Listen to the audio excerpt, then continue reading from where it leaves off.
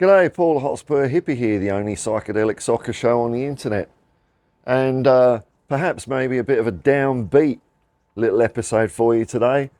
Saw this morning quite devastating news actually about Rodri Bentancur out with a torn ankle ligament. I'm no doctor, but that doesn't sound good to me.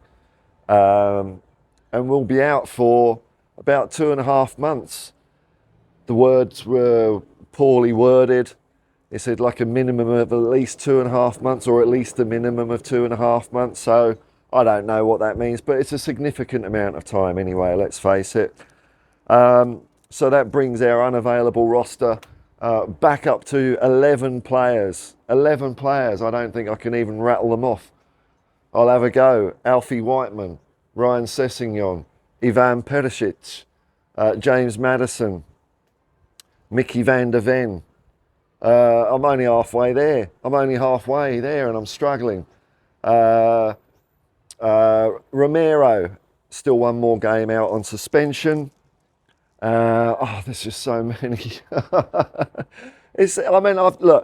I've never seen anything like this in all my years following Tottenham. This amount, it's like almost half the squad.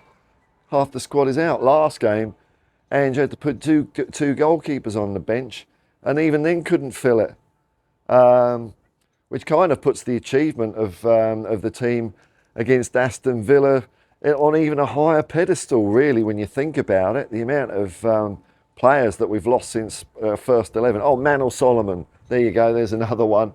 I don't know what I'm up to there.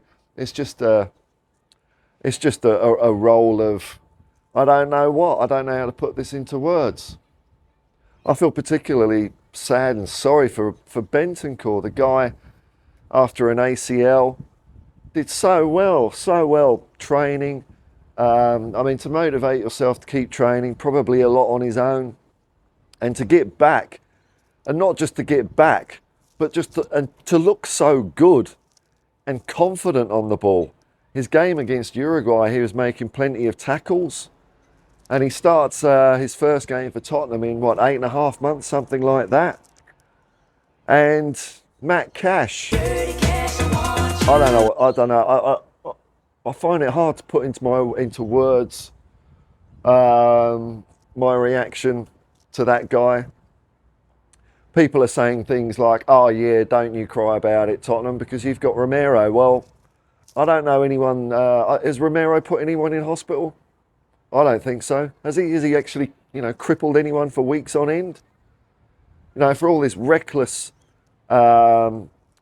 reputation Romero has, I always see his aggression as measured,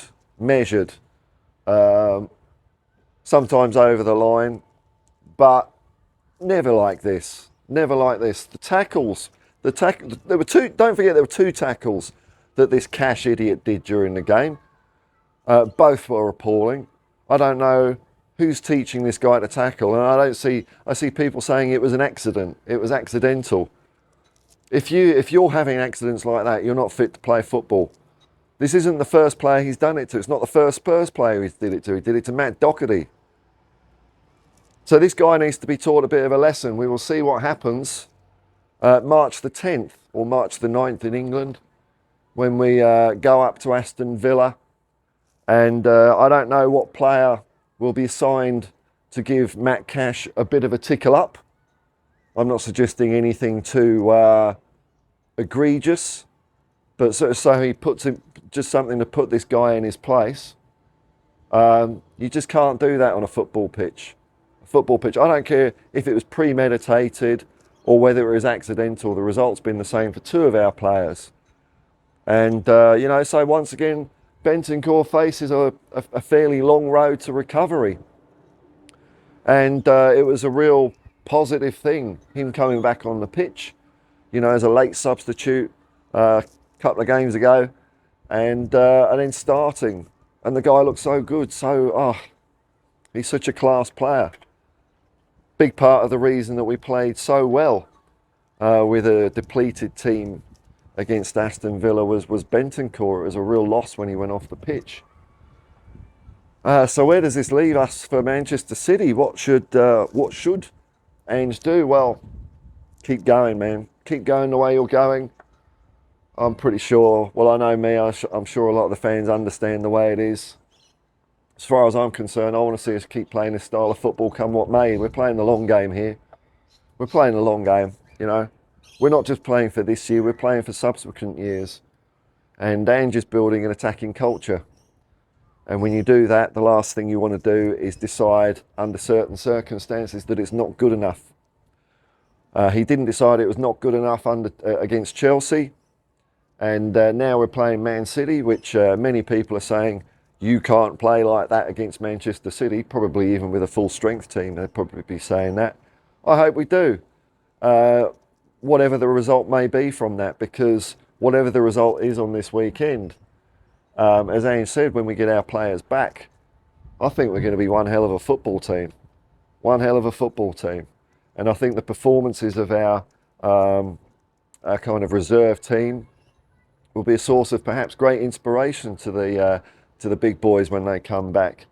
So, you know, win, draw or lose, I'm backing Ange and I'm backing the team to do what Ange's plan is on the weekend. Because the only way you can get better at this system, it's more of a philosophy with a few basic tenets as far as I can gather though, the more you do it in the heat of battle under different circumstances, the better you'll get.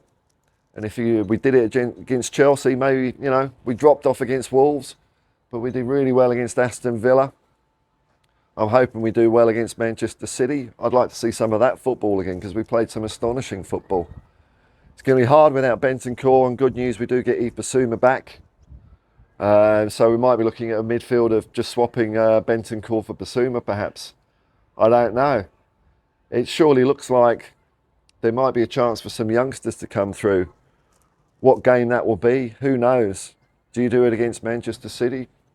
Do you do it even though with this depleted squad? Is that a good time to bring in youth? I'm asking these questions because, you know, I don't know the answers. I can kind of see two sides to them. Often, usually when you bring in youth players, they're surrounded by experienced first-team professionals. And, you know, it might be the case that Ange might want to give this new-look team a few runs on the board, a few matches before youngsters come in. I could understand that, but also would. You see, and I don't know what the young guys are doing in training either. We don't see that behind closed doors. They certainly look pretty mighty for the under-23s though. The likes of Jamie Donnelly and Alfie Dorrington. Is this the time? Who would you bring in? If I had to put one in, I'd probably swap out Ben Davies for Dorrington. I think that could be a pretty good move. But I don't have all the information. There's only one man that has all that information. So it's pretty devastating. Tough old times at Tottenham, but you know what, when we get through it, oh my Lord. And I guess it's not that long. It's come January, hopefully we'll get Maddison and Van de Ven back. That'll be a big improvement. The game after Man City, we've got Romero coming back. Could it be actually a case we wait for Romero to come back and partner him with Dorrington? Maybe that would be something. I don't know. There's a lot of possibilities. Nevertheless, I'm still excited for the Manchester City game. You know, our backs are up against it, but you know, that's what football's about. It's about setting up shop and pitting it against the best. And Man City are certainly the best at the moment. It'll be interesting yardstick to see how far short or maybe how far ahead. If I put my delusional hat on, you never know. It's not like we've never beaten Man City. It's not like they've been our puppy dog since Steve Perryman stuck a tackle on Jerry Gow in the 1981 FA Cup final replay. It's a good tackle, that one, if you ever get a chance to see it. I think Keith Hackett was a referee who he seemed to let things go. But I think he might have pinged Steve for that one.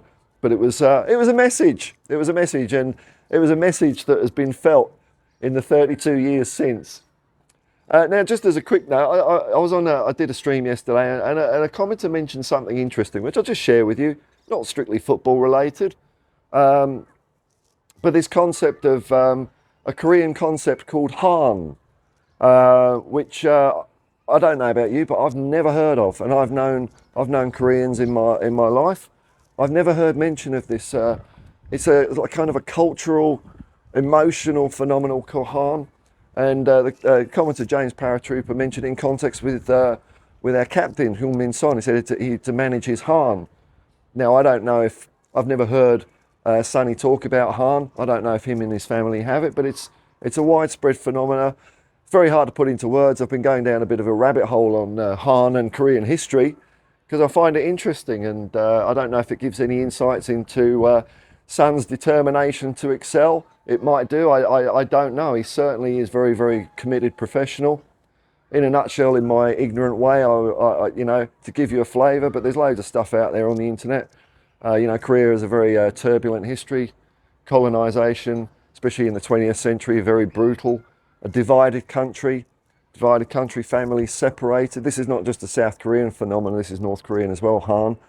And it's an intense emotional grief, sadness, resentment, anger, and it's given rise to a lot of art, literature in Korea. And this is why I'm you know, it's funny how little you know about the world. I've never heard of this, and it's quite a powerful cultural and artistic force in Korea.